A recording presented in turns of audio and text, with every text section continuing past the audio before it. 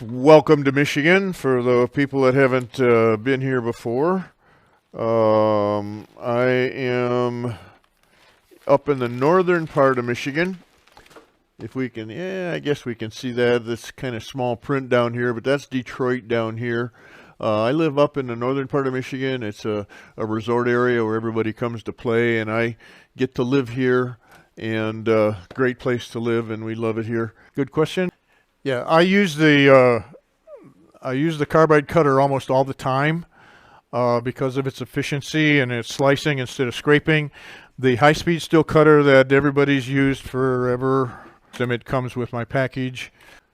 It looks like this.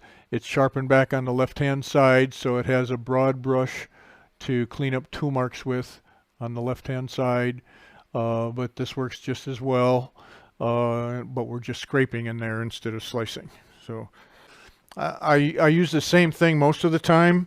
For instance, here's a Christmas ornament that I just did in the demo a week or so ago that I'm going to finish a finial for.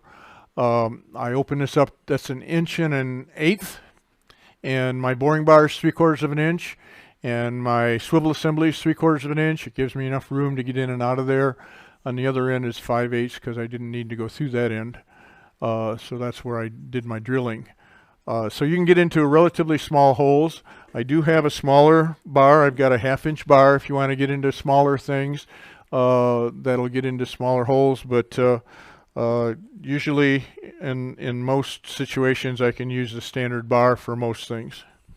The swivel is the critical part of that gives me accessibility to get in and up undercut a shoulder and be able to do those kinds of things without a whole bunch of other tools. Good question. Did I answer that? If you like the kind of teaching I do and the details that I get into, come back and see me again.